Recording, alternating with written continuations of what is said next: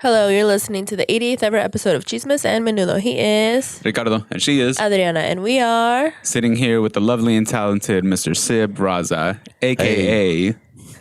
the problematic Paki. Are we allowed to say that because we're not Pakistan? You told me to say it. Yeah, no, I think it's a thing in London. I think it's a thing in Europe. If you call somebody Paki, it's like using the N word. Yeah. Yeah. Thanks like a lot. Now I have to edit that out. No. We're not big in London. Yeah, we're not. We're big in Istanbul? No, it's like somewhere in Sweden area.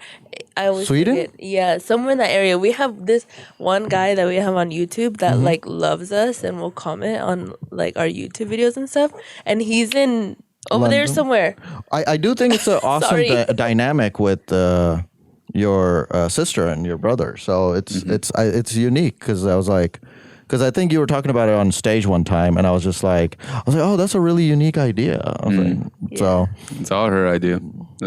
She's the only reason we're here. Thank you. Yeah. So Sib is a local comedian. Very funny. Do you remember when you had me on your show over at I do. I kept screwing up your name. Yeah.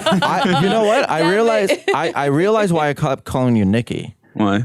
Because there was this guy. Because he looked like a girl. No, Nikki could be a guy's name. Nicky Jam. So there was this guy, and he was dating one of my friends long time ago, and you kind of look like him, but like a more masculine version of him. Cool. Right? Okay, So he's never been told that, so No. I I've think been told I look like the more masculine version of women. Okay. Well, more there you go. masculine version of him. Yeah. No, so you looked like him, and I was like, okay, Ricky. Again, I was bring it up the next comic, Nikki. I was like, so Even you said Nikki Fuentes, and I was just like, damn, that is so far off, but cool. Were But we also, talking like, with Sean when we were like, that's actually a much better name that's than what I was Ricky thinking, Nunez. dude. Like when you said it, I was like, shit, that's a better name. it puts an authority aspect immediately if you have first and last name starting with the same letter, right? Like Yeah. a lot like of the Marvel alliteration. characters are like that, right? Like Peter Parker, Reed Richards, I forget other ones, but yeah, that's the only one that comes to my mind. But a lot of Marvel characters are like that. Stephen Strange. Yeah. It's also like a thing of like it puts it in the front of your mind because it's something else to kind of focus on, or like it makes you remember the name also. Yep. So, I mean, nobody remembers my name but this problematic Paki thing is apparently catching on. So, Hey man, I may get a new Instagram just for that reason. that'd be cool. Just let it be your alter ego. Well, I was just telling her before we got started that I have like different aspects of my comedy is completely different than my Facebook, and then my Facebook is completely different than my Instagram and my Twitters.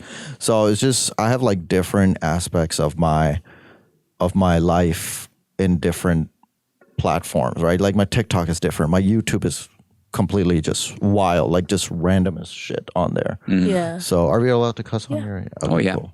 All right, cool. I didn't know how official we were. Not at all. She's just wearing that. This is the first time she wears that blazer. Don't let it fool Shut you. up. I thought it was a good look. Okay. It is, and I literally was going to wear jeans and a blazer and but I was like, we would have been twinsies. we would have been, and had I known I was going to be like full angle shot, so I would have like used it to cover my fat a little bit because. That's what I'm doing. Oh, is that right? We have Okay. the same idea here. Okay, well, cool. So tell us how you got into comedy. Like, how long have you been doing it? What inspired you? Inspiration. Yeah, tell us everything. It's I got started about 10 years ago, and I was dating this girl, and she's like, we go to a comedy show, and like when we go to comedy shows, like a lot of comedians don't typically laugh. They're just like sitting there like, haha, that's it, right? They won't even like do that a lot of times. So we went to a comedy show with one of my chicks, and then she's like, why aren't you laughing? Are you not having fun? I was like, no, it's fun. And it was that guy with I always forget his name. He has a podcast too. He has a mullet. He's from, I think, Arkansas. What's his name? Theo Von? Theo Von. Yeah, so I was watching him. He's like murdering it. Everybody's going crazy. And I'm sitting there the whole time, and I'm like, I can do this.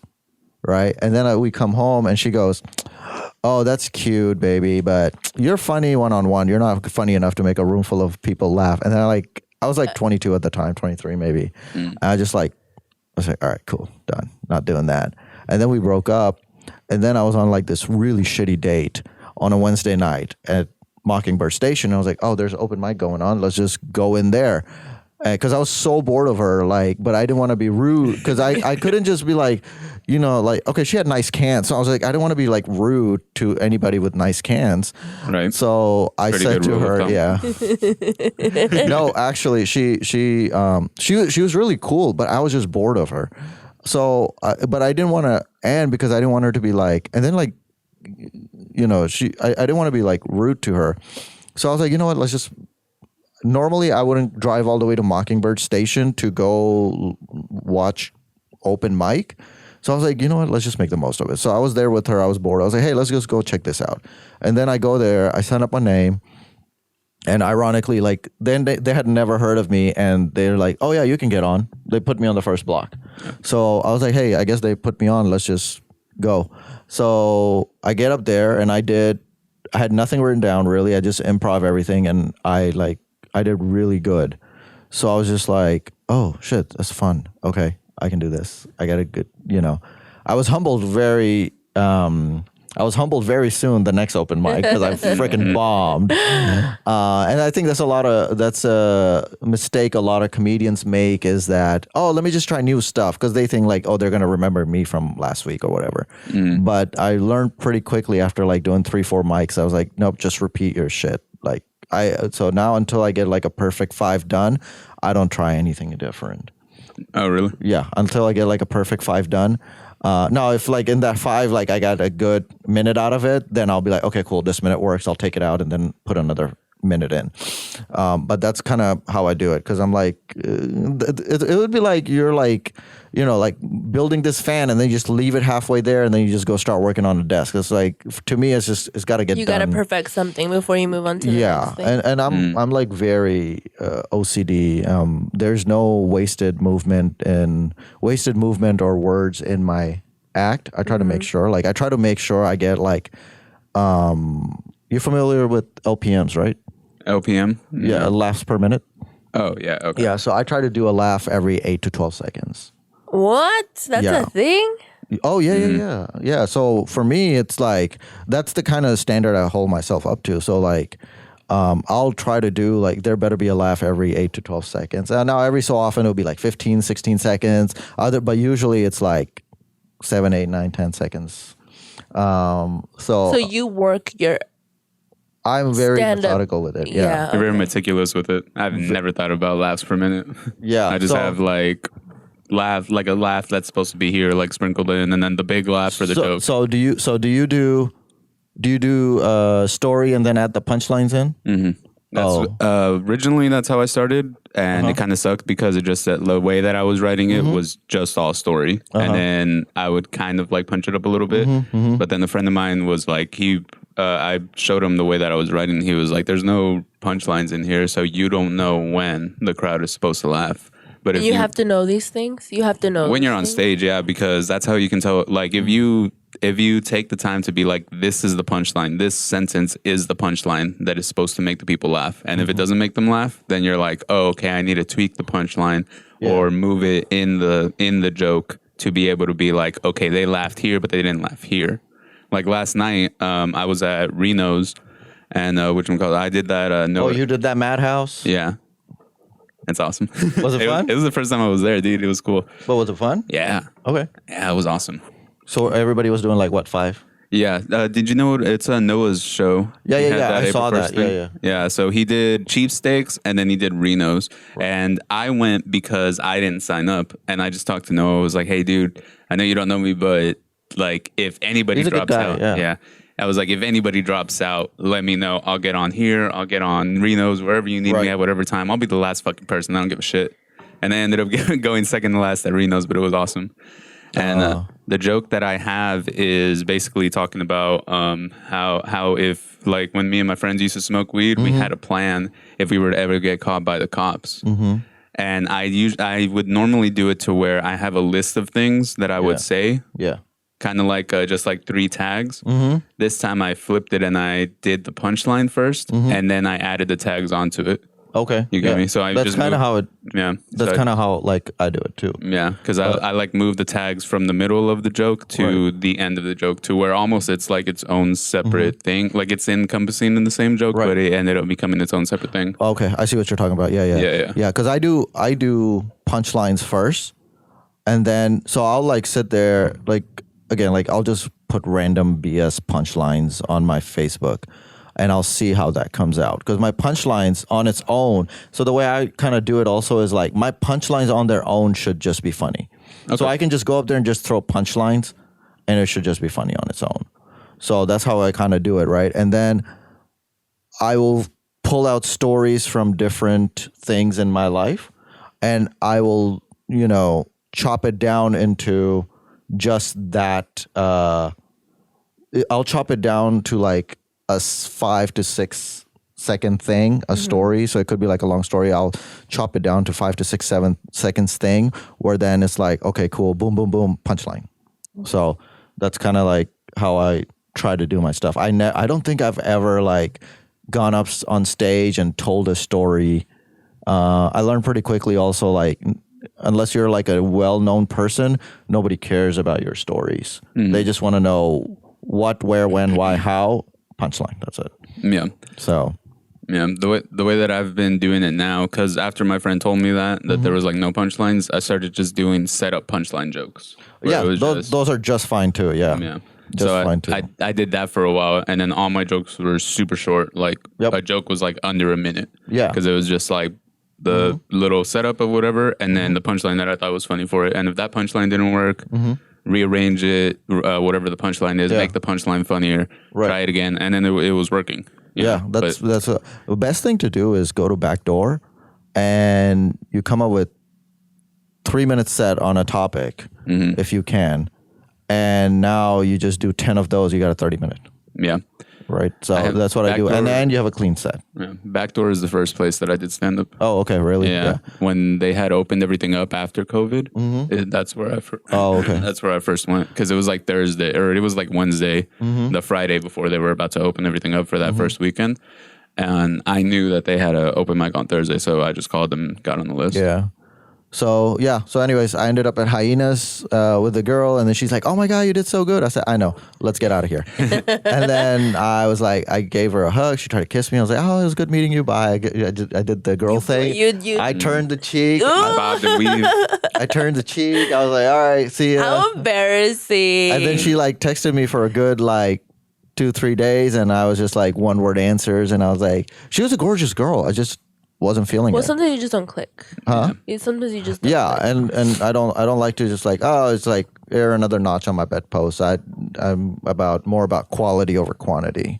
So it's she actually kind of hit me up like a few months ago. So I met her like 12 years ago. She hit me up about a few months ago.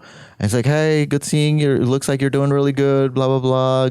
Glad to know I was the first one there. I was like, thank you. Bye. So.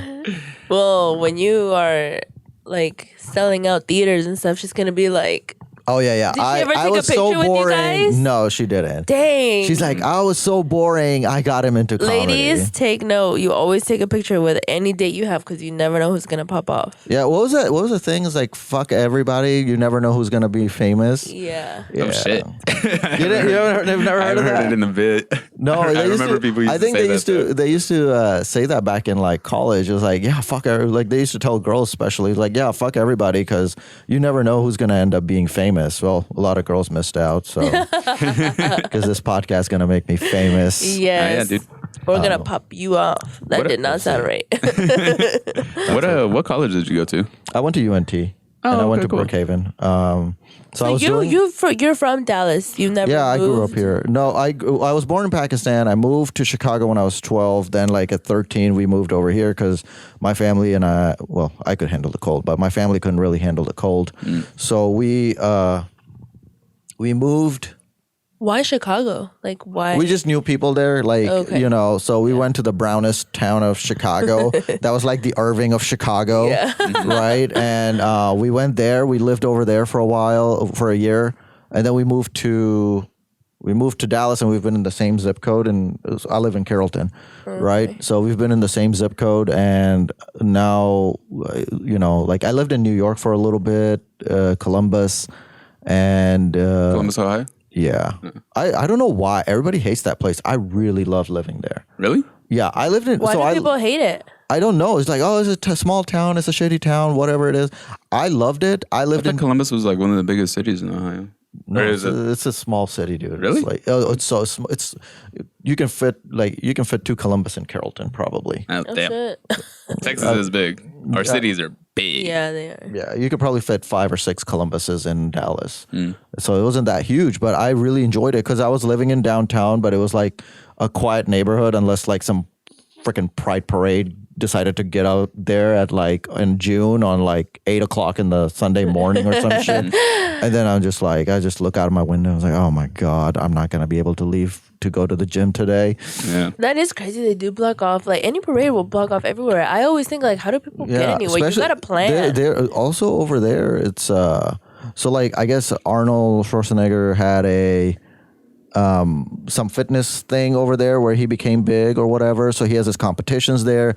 There's a lot of stuff that goes on there in the downtown area, which I didn't know. I was just like, this is like 5 blocks from my thing, from my job. So I was like, okay, cool. I'll just live here in downtown, walk 5 blocks, come back, right?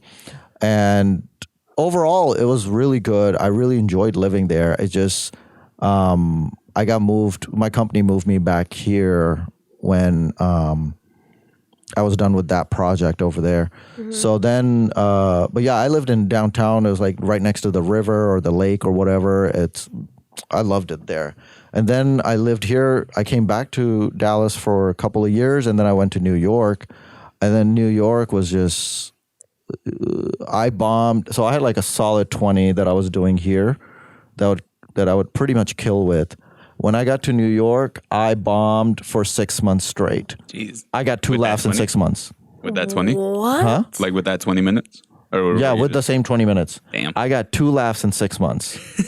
All right. Sucked. Yeah. I was like, okay, cool. Maybe so the open mics are over there are brutal as it is. And then I was like, okay, maybe these are just mics, right? So I did shows and I was just like, I was still bomb after bomb after bomb. Why? What? It's just the different caliber of comedians. Like you can get a guy from New York who's been doing comedy for 6 months to a year versus like a guy over here. Well, I had been doing comedy for 5-6 years at that point, and I was just like, and I've seen other comics too, and they came up to me and they're like, dude, and these guys are doing like clubs, feature and stuff like this. Like, dude, I just freaking bombed. I was like, yeah, get used to it. But it just, after like 6-7 months, like something switched, and then you learn to say shit with a lot more conviction over there. You got to say things with a lot more conviction there. So I started doing that, and then just a lot of things changed my outlook. So I think I tossed probably out of that 20, I tossed like 14 out. Jeez. Yep. I got it back in once I learned what I was doing wrong. But I tossed the 14 out. I wrote a bunch of new stuff. And then I started doing really good. I started producing my own shows there. Sold out every single time. And I mean, it was bringers, but not really.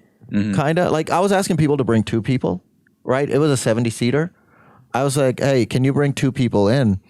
And, they'll still throw a fit. I started with 5 people and I was like, I'm just like every other asshole producer. So I was like, you know what? Just bring 2 people in. Right? Wait, so you're asking the comics that are going. Yes, the comic. Okay. So you're familiar with the bringer concept, No, sorry. right? No, Rick's the comedian. I'm just. No, I know. here But to talk shit. I figured maybe like some osmosis No. happened. He tells me nothing. He rubbed. Okay, so bringers are I tell you basically. things. Okay. I just Bringers. haven't mentioned bringer shows. Oh no! So bringers are basically like, hey, Ricky, you come on, George, Sean, XYZ, y'all come on, bring 5-6 people with you, and we'll have a blast. And I just pocket what their friends bring in the money. I pay the venue, whatever fees it was for the room or whatever, and then But I was also dropping a lot of money in marketing and stuff too. But I quickly realized that bringers are, so what I started doing was I would let a crap ton of people in for free. So I wasn't really, people thought like I'm selling out a 70-seater at $20 a pop, so I'm making $1,400 in a night. I was making like 200. I think the most I ever made was 500, right? And I have comics bringing in 2 people, so I have like 6. I have like maybe 8 comics. So comics total bring in 16 people. I'm filling the rest of the 70-seater. Right. And I'm doing that by giving away a lot of free tickets. But people are thinking I'm making $1,400 in a night. So there were like a lot of like people upset that I was running this kind of shit. But I didn't care. What I realized was I didn't know anybody there. I didn't have an audience base or anything there. So what I started doing was I'm also very business minded. So I was like, let's do the bringer, or let's just let people in for free. I let everybody in for free. We have a sold out crowd, and I got really, really awesome tapes off of there, right? Just murdering shows over there. And those tapes has made me thousands of dollars. When you put them up on social media? Not on social media. Social media, I don't get dick. Like I have like maybe 800 followers. I have like no following on social media. I got all that money doing corporate gigs and private gigs. Yeah, so you can do a lot of. So a lot of people are like, oh, what's he going to pay me? What you going to pay me? Right. And like, even now, like I do pretty okay as a comedian, but even right now when somebody says like, oh, hey, can you come do this? I don't charge. If they offer me money, I'll take it. I typically don't charge. Right. I'll be like, okay, can you like just cover my time just a little bit. Right. Just so like they have some skin in the game. But typically I don't charge. I don't ask for anything. Especially if it's like it's going to be like a sold out show or whatever, or it's like a good audience show. I don't care if it's at a club, it's at like some shitty bar, whatever. If I'm going to get a good clip out of it, that's going to make me that I can show it to my clients, and they're going to be like, oh, he's funny. We want this. Oh, so guy. It's like your portfolio. The clips are like your portfolio, so that you could get private gigs. Oh, okay. Yes. I see. So that's what gets me money. Like comedy clubs don't pay you anything. Yeah. Right? Unless you're like a well-named headliner, you're not getting dick out of that. You'll be. I watch a lot of comedians' podcasts. I was just listening to, can't remember what it was, but she was saying that she got ripped off at a club somewhere in like middle America, but she got fucked over because they told her it's like, normal. Oh, you're gonna get paid this much, and then they end up coming like, well, they only sold this much at the bar, and nobody really bought food, the 2-item minimum, like nobody really did it, so you're only gonna get this much. So, and it's not even just her, it's her and like the person that's opening for her, that she had to be like, hey, I know I promised you this much, but I can only give you this much now. Yep. And they didn't even pay for like travel or anything. If I tell somebody I'm going to pay them something, I'll pay them something. Even if it ends up coming out of you? Yeah. I don't, because it's not the opener's responsibility. It's not the feature's responsibility. It's, if I'm headlining or whatever, like it's my responsibility because I'll pick my own openers. Like even when I do corporate shows or private shows, whatever, I'll be like, hey, I'm going to bring an opener with me. And depending on who it is, what it is, as far as the show goes, I will have, I'll bring my opener because I'll be like, okay, he'll fit in with this because my act is going to be this for this venue. So I'm going to pick this guy or this girl or whatever. So that's kind of how I do it. And you can, and I'll pay them like anywhere from $50 to $150 for like 10-15 minutes. Wow. Yeah. Comedy Club's not going to give you that. Yeah, wow. I mean, they might for the night for doing 2 big shows and doing almost an hour total maybe or 40 minutes total. But I don't. To pay that much for minutes? Like, wow. Yeah, I pay my comics very well. Yeah. Because for me, it's like, all right, if I can afford it, like a lot of people, like the She Show, a lot of people were giving me shit. They're like, oh, you're only paying $30. I know you're making money. And I'm just like, dude, like I pay whenever I can. He's like, I know you're making money. Okay, I am. And what? You're going to tell me how to run my business? Like, because, I mean, obviously, like you saw that show at She's, like. It was packed. Yeah, it was packed, but like they're not paying cover charges. It's a free show for them. Like they're all freaking Browns and Indians and Pakis. Like they're not gonna pay to get in, right? And even if they did, okay, not that I made $2,000 off that show or anything, but if I were to, I'm gonna give you what I'm gonna give you. You can agree to it or not. So like this guy agrees to it, and then he's like, "Oh, you're making money off of this." I need you to pay me more. I said, you asked for $50 for 15 minutes. He didn't even That was your charge. That was your price. Yeah, that's what I offered him, right? But I mean, that's a small show. Like they don't pay me nowhere near that. Like they pay me significantly less, right? Yeah. But I'm like trying to take care of everybody, and like people get mad, but then like they'll drive from Fort Worth to like Plano House of Comedy for free. Just right? to like get up on set on the. Yeah. So I also learned a long time ago, like everybody's trying to get into clubs. If you and that's fine. Club experience is like on a different echelon. Like it's fun to do. You can't beat a club experience, even if you do theaters and arenas. You can't beat a comedy club experience. Like you can go talk to any comedian, they will all pick comedy club over arenas. But arenas make more money, obviously. But you know, I'm not there yet. But the clubs make club experience. You can't beat it. However, if you want to actually make money, you can't go to clubs. Wow. Well, that sucks. Yeah. I see it kind of like the same way as music. Like if you see an artist when they're first coming up, like Kendrick Lamar, if you were to see him like in 2012, 2011, he's doing like that House of Blues, you know, like Gillies. He's doing small shows and it ends up becoming, it's more of an intimate setting, you know? So you get to experience something like closer to the artist, you know? Yeah. You get to experience their music differently as opposed to the huge shows that he's doing at American Airlines and selling out Madison Square Garden. It's just it's a different thing. I've been fortunate enough to where I've seen like a couple artists that like ended up becoming huge, just like at their beginning. Have you ever stage. met anybody like who you knew starting out and then they popped off? Either of you? Isaiah Rashad. I went to one of his early shows. He's a rapper with on the same level as Kendrick Lamar. Oh, okay. I think I went to an early Schoolboy Q concert. I think, but I Not think personally though. Not personally, yeah. I don't know. It's so funny because I just don't go to comedy clubs at all anymore. I haven't done an open mic in like almost a year now. Really? So how long have you been?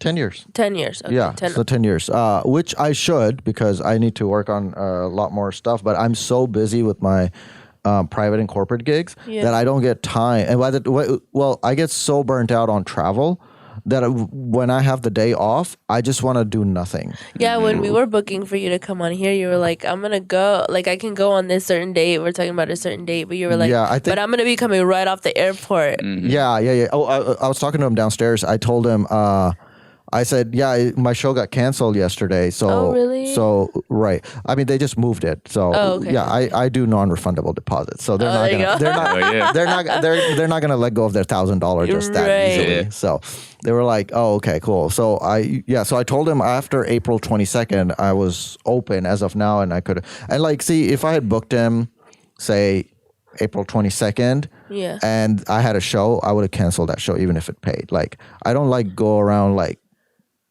chasing money like that. Like I think my word is more important to me, or to be somewhere. I mean, if it was going to be $20,000 show, I would have totally ditched your ass. Yeah, we would not even like. In fact, I would have been like, "Why don't you bring your podcast over here? I'll fly you guys out." Shit. Yes. Done. We'll be your opener. Yeah, y'all could have opened. So how did you get started like with the corporate gigs? Did you kind of like seek it out, or it's kind of funny. Was it like the when I was that you made? No, so I do everything on Gig Salad. Okay. Yeah, 90% of my stuff is Gig Salad. So so when I was in New York, when I was collecting those clips, I think around 2018 is when I moved to New York, and I heard about Gig Salad. I was like, all right, let's just try this out, see what happens. Got nothing for 2 years. Yeah. Nothing. What's Gig Salad? Gig Salad is where you can go book talents. So comedians, musicians, face painting people, whatever, you name it. They pretty much have it, right? So I started collecting those clips, and I started putting them up. And for 2 years, I got nothing. And then COVID happens. And of course, New York shuts down. So I was like, screw this. I'm moving to Dallas. So I moved to Dallas. I moved my location to Dallas. And well, everything like I know Dallas was closed for like 3 days, the entire COVID, but Those are a rough 3 days. it was a rough 3 days. But in those 3 days that it was closed, July 2020 is when I moved back, and then July 2020 I moved back, and then they had a lot of people started doing private parties in the backyard. So I started getting gigs off of there. It's like, hey, we'll give you, and I didn't know my worth back then, but at the same time, I'm like, you know what? I don't care about the money because I've done a lot of free shows, and what I've realized is you give away for free, and I didn't ask anything in return except leave me a review. That's it. So I did a bunch of shitty gigs, $25 gigs, $20 gigs, $50 gigs. Bunch of them got me enough reviews. Once I got enough reviews, I started getting more traction. And then corporate started seeing my stuff, and then they saw my clips. They started seeing my clips, and they're like, "Oh, have you heard my hashtag joke?" I don't think so, no. Like I talk about how like my mom learned how to use hashtags recently. Yes, yeah. Right, okay. So I think that was your opener when I did your show. Oh, was it? I'm pretty sure you did that. Yeah. So that is my opener, and like I do that joke, I get crowd on my side instantly. It's just such a like, it's like a green joke. It's like it goes everywhere, right? Black crowds, Mexican crowds, anywhere. Yeah. If you speak English, it goes great. Yeah. So Spanish, I did not so much. Yeah. Then George put me on this show at Farney Ice House, and like I murdered it there. I was hosting there. I was not expecting to do good because I was hosting, because hosting usually you don't do very good, right? Like you warm up enough, but like I was like just murdering it, and I took that hashtag clip. It's like a minute 52-second clip. It's made me more money than anything else. Whoa. So I put that on there, and then like corporate started seeing corporate clients. I didn't know there were corporate clients on there. I thought it was just going to be always going to be, shitty $50, $100, $200 gigs on Gig Salad. And then like corporate comes up, and I said, hey, like, I just shoot my shot, and I said, hey, and I've never done anything this big. They're like, yeah, we need somebody who can come do, I think 45. And I was like, shit, I don't have 45. Right. And so I was like, you know what? Yes, I do. If I add on 2 more comedians. Oh, so you're able to do that? Yeah. As long as they're clean. Whoever I vet for my corporate shows, I'll be like, read me your act top to bottom. Yeah. Top to bottom, verbatim, what you're going to say. I mean, I understand some words get, right? I said top to bottom, tell me exactly what you're going to say. So I had a couple of comics. I booked them, and, they did pretty good. And then when I get up there, I didn't know they were actually like expecting me to, they were all expecting me. So apparently my hashtag clip went throughout the whole company, and they were all expecting me to be there. So I could have just done like 30 and they would have been okay with it. But I was like, that's what I promised. So I'm just going to give them 45, right? Yeah. So is that how you did it? You did like 20 of your own, and then you gave the other comics the rest of the time? Yeah. Okay. Yeah, so it's 45. So I gave 10, and then I did 25, 30, something like that.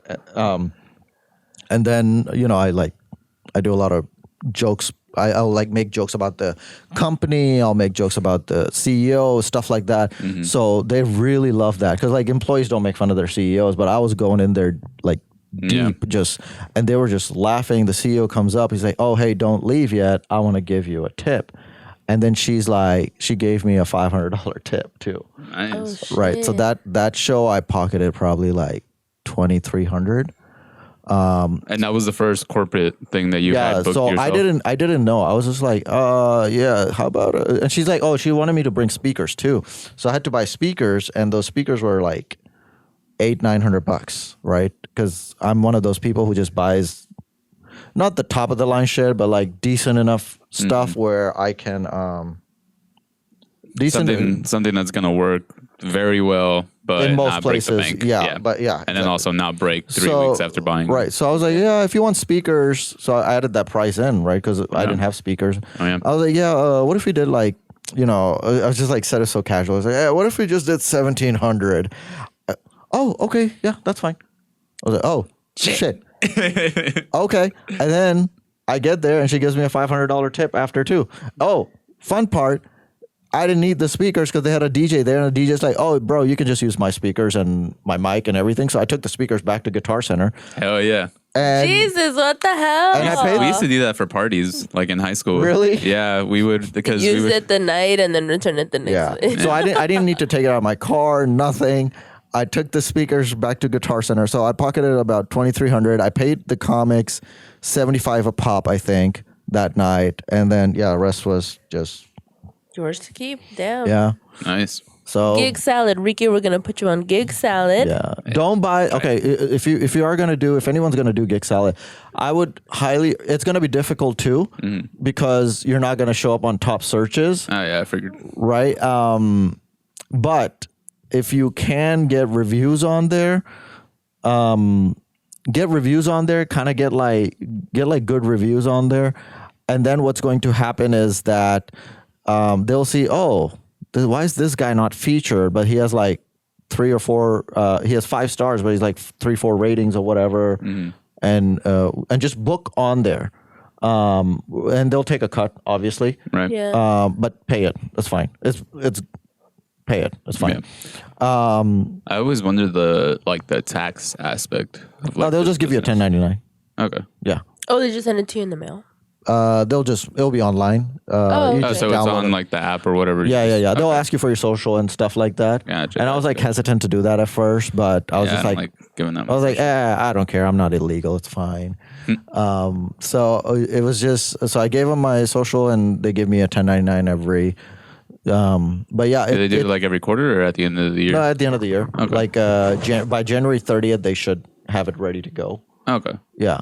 So, and then you can do, like this past December, I probably made more money in comedy than I ever have. Doing all the corporate shows? Yeah. So would you say that you have a relationship with like the people No, that you end they're up not doing it, gonna- or is it just like a one-off thing? It's, I would say 98, 99% of them is a one-off thing. But like then I did a show for Applebee's and they're like, oh, so the Applebee's have different districts, right? Across the country and stuff. Applebee's has comics? Huh? Applebee's. Oh, the corporate. Okay. I'm dumb. I was thinking like just a random Applebee's was like, hey, come do a show here. No. So it was like, like, so, okay, so I don't even know if I'm supposed to say this, but we'll just say it. All right. So- if we can cut it out.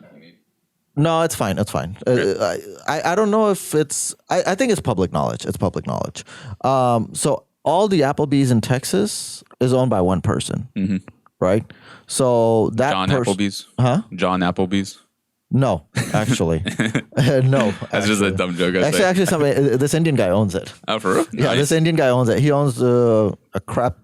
Dinesh Applebee's? No, he actually. So he owns a bunch of Sonics, all the Applebee's, if I'm not mistaken. If not most, all of them. Yeah. Or I guess if not all of them, then at least most of them. He owns Sonics, CC's, and then some steakhouses. We were a Cece's family growing up. We ate that shit a lot. Oh my God. I Love used to it. love before game day. So when I used to play football back in high school, game day, every day before game day, we would go get CC's, $4, all you can eat. And then you go to the game, you're just like, oh, dude, I'm so fucking tired. I can't move. Yep. But I used to love going to CC's. And then I got on this like crazy health train. So I just like cut out all carbs. I like went vegan even. I dropped like 6% body fat within like 6 weeks. Oh, shit. Or 5% body fat in 6 weeks, dropped 15 pounds, got super shredded. Just from going vegan, or just cutting out all the carbs that you were eating? Well, vegan helped a lot. Also, I have like severe allergies. So when I went vegan, it really helped me become a lot more, for some reason, whatever it was, I used to get allergy attacks a lot. And then when I went vegan, it stopped within 3 weeks. And then I was vegan for about 6 weeks and I used to do mixed martial arts and I got injured. I had internal bleeding in my kidneys. Oh, jeez. Would you take a bad hit?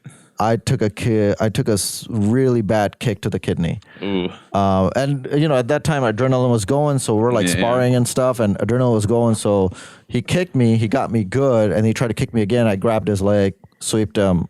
I got the guy down. I went home, and then I went home, and I'm like, why is my piss black? Jesus. What the hell? Wait. I got kicked in the kidneys. I had internal bleeding in my kidneys. So I'm like, why is my piss so black? Were you in pain at all? Or No, it didn't hurt at all. There were no other symptoms either? Nothing. It was just, I'm like, immediately I thought I got AIDS. But I was like, I don't know. At that time, I didn't know jack about like STDs or anything. Yeah. How old were you when this happened? 26, 27, so about 10 years ago. Oh, okay. Oh my God. No, maybe like 8, 9 years ago, something like that. Anyways, so it's crazy how you go straight to like STDs or AIDS or something. yeah, because I'm like, anything with your- who has? You get freaked out too, right? Oh, yeah. If you take enough, allergy meds with antihistamine in it, you'll get like discharges out of your dick too. I did not know that. Yeah, Why? so Do you take a lot of allergies? I have to, right? Because I'm allergic to dogs, and like I said, my exes have had dogs and stuff, so I'm allergic to dogs, and anyway, so that's a whole different story. So I was like bleeding. I was like, so I didn't know it was blood. I'm just pissing black. It was like very dark, like black, like. It was almost like, I don't even know, like there's nothing here to describe it. Like the chair? No. Or blacker? It was, but there was like a hint of red to it. Okay. Oh, so like a Jesus really deep red. Christ. Okay. Yeah, it was really, I was like freaked out. So like a man, I ignored it. Of course. That'd Like be my recommendation. Yeah, I ignored it for about 2 weeks. Oh, I go to the hospital for every little thing. Yeah, no. I hate hospitals. 2 I hate weeks? doctors. 2 weeks. So I was like, damn, even girls don't last this long on their periods. So when somebody's like, do you even know what it's like to bleed? I'm like, actually, I do. Funny you should say that. Yeah, actually, I do know what it's like to bleed from Was your... it like burning or anything? Nothing. So It was just regular pee, but it was just dark. And then I was like, okay, maybe I just need to drink water and flesh out this infection that I have of STDs or whatever it might be. So I'm just like chugging water after water. I got on this whole drinking gallon a day water thing. And now this dark thing turns more red. And I'm like, oh shit, this is blood. Why am I bleeding? And and then I'm like looking at my dick, like lifting it up and everything, looking in the hole, and everything's clear. It's only when I pee. And then slowly around week 2 is like, I look at my underwear, it's like, there's like blood dripping in there. And I was like, do they make tampons for dicks? What do I do? Is this how I become a transsexual? Oh my God. Did I get bit? Is the change happening? Yeah. I did get bit that night too. So, anyways, I said, all right, fine. Let's go to the doctor. Let's see what's going on. I go to the doctor and he's like, oh, dude, you're like losing a lot of blood. You don't feel woozy or anything? I was like, no, I'm still going training, everything, getting punched in the face and stomach and punching people and just having a ball. I was like, nothing's changed. He said, yeah, you have internal bleeding in your kidneys. And I said, oh, okay. Well, turns out I also had a kidney stone at that time. Ooh. Which I didn't know. We passed it already? Huh? You had already passed it, or you had It was passed in. it? So apparently what really had happened was I had a kidney stone in my kidneys, but it was just like up top. So I guess when it drops to the bottom of the kidney, it irritates the kidney. So every time I pee, it irritates the kidney, and that's what makes me bleed. Right. So, and he's like, you don't have any pain or anything? I said, no. Jesus, dude. Yeah. Kidney stones scare the fuck out of me, dude. Okay, that's freaking you out? Okay, here we go. Oh, jeez. Okay, so I have no pain whatsoever. The doctor said they're going to give me a lithotripsy. Basically, they do like sound waves to break the stones up into powder, and then you just piss it out. At least that's what he told me. I wake up, there's like this string hanging out of my dick. It was a stent. Wait, you're already in the hospital? Yeah. Okay. So he's like, no, we're going to have to do surgery. And you need to, he gave me some medicine to like make my kidney open up a little bit so I don't bleed as much. He's like, you're losing a lot of blood. I said, I don't feel anything. So it's internal bleeding. That's where the blood's supposed to be. yeah. Oh, that's funny. I'll use that as my tag. Yeah. I'll use that as my tag. So he goes, okay, I wake up from the surgery. He's like, there's a string hanging out of my, oh no. So they have this whole, what do you call that? That's Catheter? Like catheter. Yeah. So they had that thing hooked up to me, and I wake up and I'm just like, oh, what the hell is this? And I look at it. Those it's things like, hurt. yeah. So, but I was on so many meds and they had numbed me. Oh. So when they pulled it out, I barely felt anything. Oof. But then I still have this string makes me hanging feel out so of my much dick, better. and he goes, "Here's a strainer. Go pee in this thing, and it'll collect whatever is." My kidney stone is made of. So they made it into powder. I said, why don't you just let me pee it out? He goes, oh no, we got to see what it is. And two, the powder can get stuck in your tubes, and then you got to get another one done, another surgery done. So we'll just do that. So for about a week or two, I was peeing with a string hanging out of my dick, or a stent hanging out of my dick rather. But here's the worst part. When that thing is inside you, when you pee, it is the most absolute worst pain I've ever experienced in my life. I was in fetal position because when you pee, what it does is it felt like somebody went through my back and squeezed my kidney so bad. It was spasms so horrible. For 2 weeks? For 2 weeks, every time I would pee. Oh my God. Every time I would pee. Heavens to Betsy. Here's a little trick. I'm talking pain level like 20 out of 10.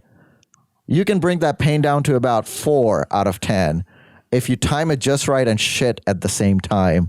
If you time it, I just accidentally discovered this, right? I didn't know what I was doing. It was my first kidney stone. So I accidentally discovered this.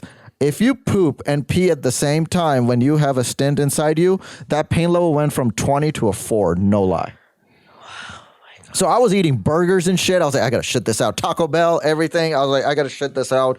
And I would drink a lot of water. So I would pee. I would like literally have to hold my kidneys like this because that's how bad it would spasm. Jesus Christ. How does a kidney stone form? Did they tell you? Oh, so the kidney stones were all chocolate. I used to eat a shit ton of chocolate. I don't Also, like I'm allergic chocolate to that much. chocolate. So, What the hell? but I still eat chocolate. I'm not giving that up. I'm not I giving that up. love chocolate. Chocolate causes kidney stones? Is it just chocolate? So kidney stones are usually like calcium built up. Okay. And he said usually people are come in as like 97, 98% like some sort of Coke calcium and then like other stuff, right? Mine was like all 100% like calcium from chocolate, he said. Wow. He's like, do you drink a lot of milk? I was like, actually, I don't. He's like, oh, well, do you eat a lot of chocolate? I said, I do eat a lot of chocolate.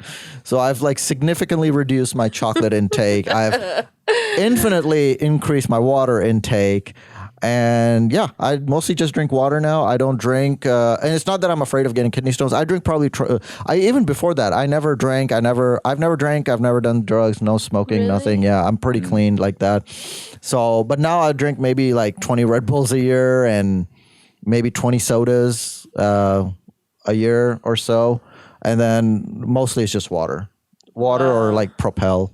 Like those Gatorade stuff. Yeah. So that's about it, really.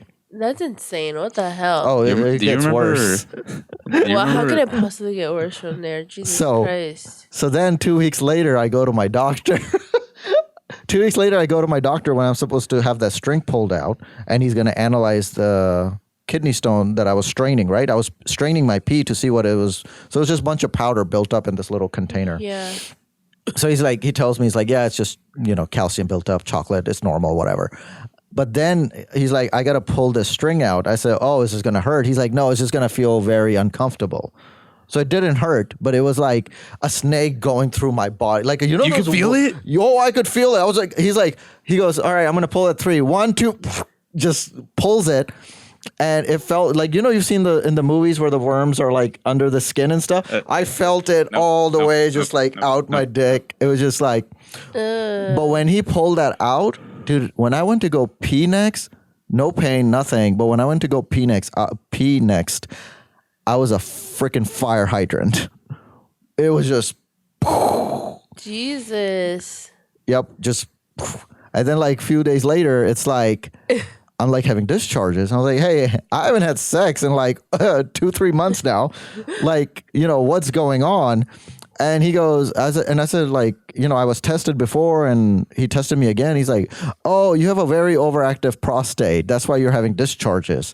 I said, oh, what do I do? He's like, just go home and masturbate, because I don't masturbate either. So he's like, just go home and masturbate. All right, hit him up on Instagram. What's your Instagram? Yeah, plug all your Instagram stuff. is Legend of Sib on Instagram, Twitter, TikTok, YouTube, Pornhub, you name it. It's all there. All right, guys, that's it for this week. Make sure to check all our social media, and we'll see you next Oh, week. yes. Definitely follow these guys. Thanks. Bye. Thank y'all. Later. Appreciate it.